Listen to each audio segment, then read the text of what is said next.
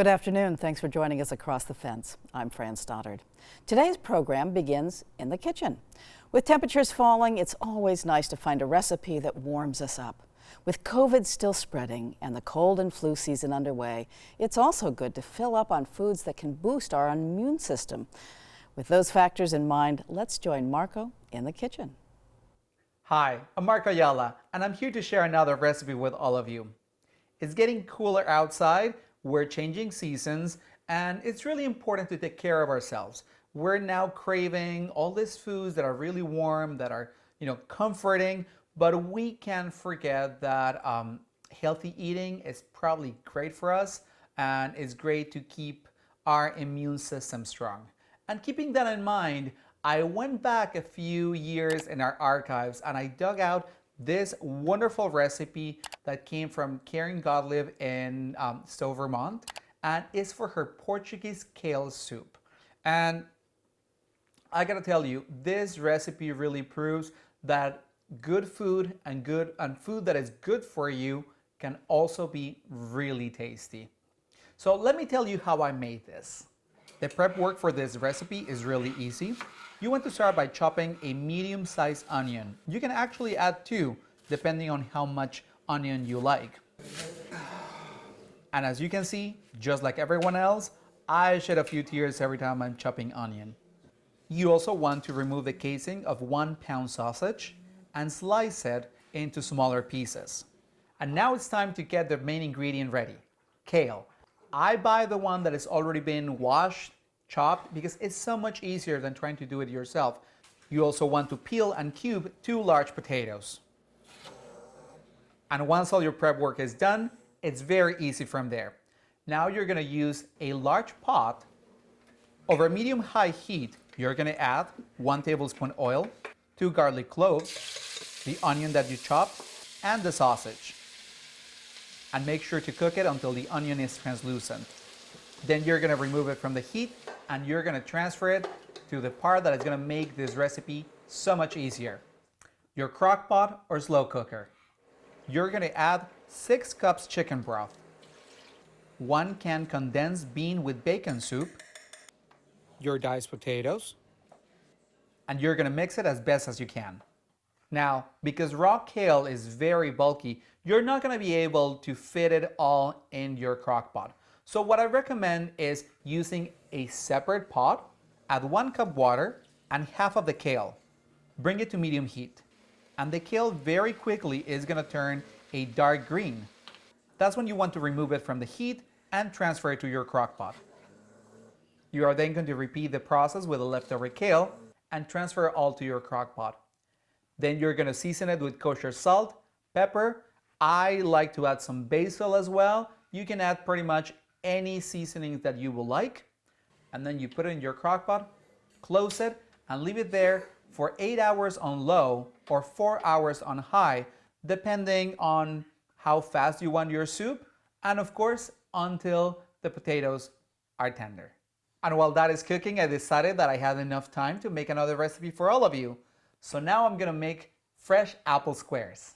In a bowl, you're gonna add 1.5 cups all-purpose flour, 1 cup old-fashioned oats, 1 cup packed brown light sugar, 1 teaspoon grated lemon zest, 3/4 teaspoon baking powder, half a teaspoon salt, half a teaspoon ground cinnamon, and 1/4 teaspoon ground nutmeg. And believe it or not, this dessert is actually very good for you as well, because it takes no butter. Instead, you're gonna use 3 tablespoons canola oil and 1/4 cup apple juice concentrate. Now for the apples, the recipe calls for tart apples, so I use 2 Granny Smith apples and 1 Fiji, mostly because I like combining different kinds of apples to make the recipe more complex. Make sure to peel them and thinly slice them. Then, with your fingers, you're gonna mix it until coarse crumbs form. Then you're gonna take 2 cups of that mixture and press them into a 9 by 9 square inch pan. You are then going to arrange all your apples into 3 rows over your crust, and for the topping, you're going to add 1/4 cup coarsely chopped walnuts to the rest of your oat mixture. You are then going to pour it over your apples and even it out with your hand. In fact, You want to pat it a little bit, but not too hard because you don't want it to make a crust. You want this to still be somewhat crumbly. Then in it goes to the oven at 350 degrees for 30 to 45 minutes until it's nicely brown and the apples are fully cooked. And as you can see here, there's some nice layers there of crumb and apples. And in fact, I have a portion already out here. And look at how good that looks. It's still crumbly, it's warm, it's apples, it's everything that we love here in Vermont. And now that our soup is ready, wow, look at that steam.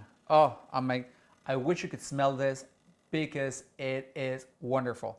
And I'm gonna serve it in this little dish that came from Portugal from a trip that I took there, and which reminds me that that show about the trip to Portugal is in the archives of Across the Fence. So go to YouTube and check out some of the wonderful content that we have there. So back to our soup.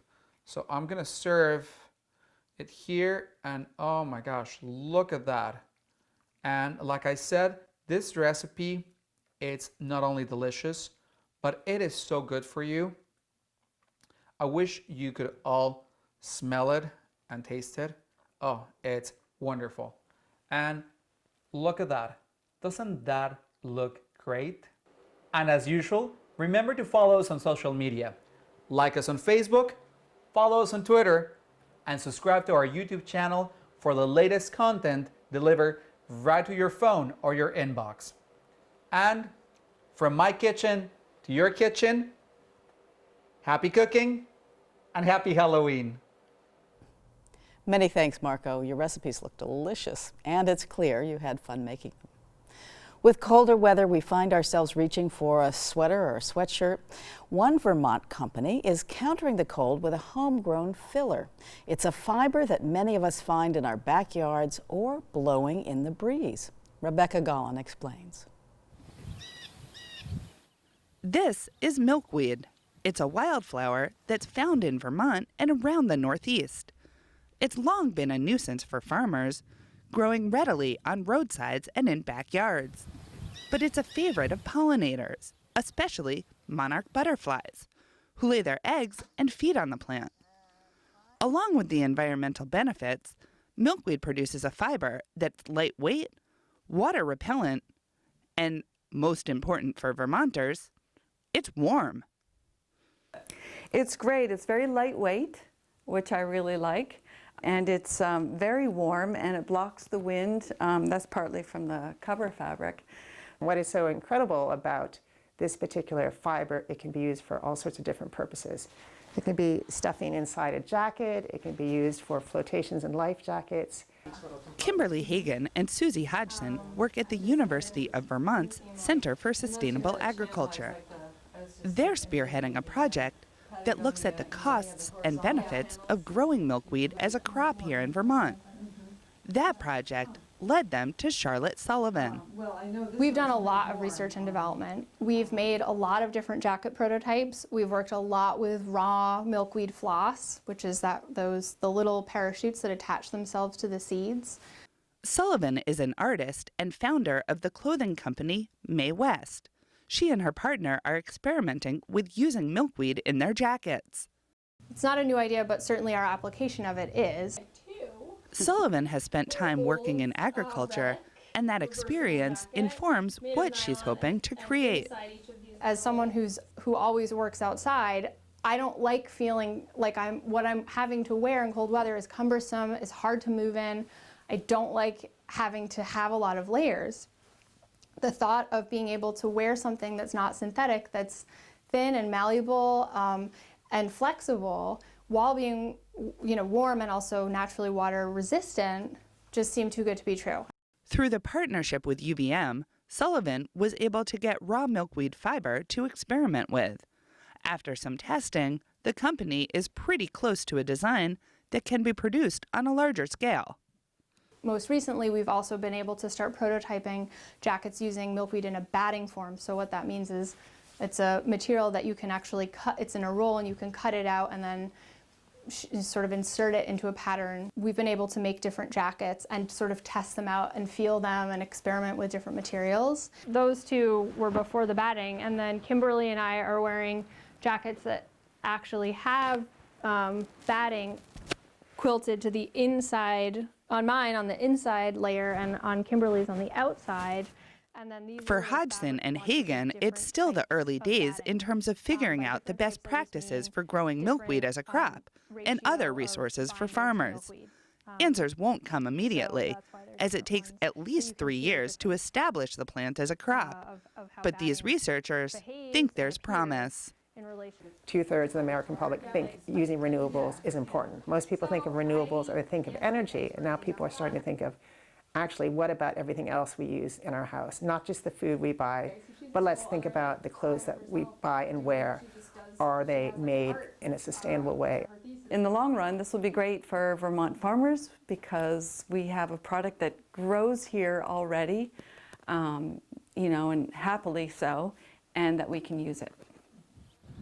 It's a new way for farmers to diversify while giving some important pollinators the habitat they need. And while the economic results are not finalized, so far, milkweed is proving to be beneficial all around. When I learned that there was that connectivity with milkweed and monarchs, and how, of course, with my farming background, knowing that without pollinators, it doesn't matter how much you know about growing food, you don't have anything. It was just so clear that we really had to keep working with this material and develop a way for it to be used in the market. So this is really new. Yep. Bringing new products to life with a sustainable fiber that could give some new options to Vermont's farmers. In Middlebury, I'm Rebecca Gullen with Across the Fence. Thank you, Rebecca. And once again, thank you for joining us across the fence. I'm Fran Stoddard. Stay well.